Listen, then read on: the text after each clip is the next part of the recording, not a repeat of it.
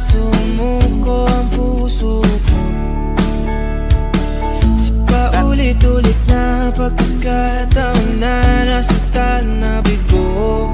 Mukhang delikado na naman ako. Bakit ba kinikilig na naman ako? Pero ngayon ay parang kakaiba. Huwag nakatingin sa'yo.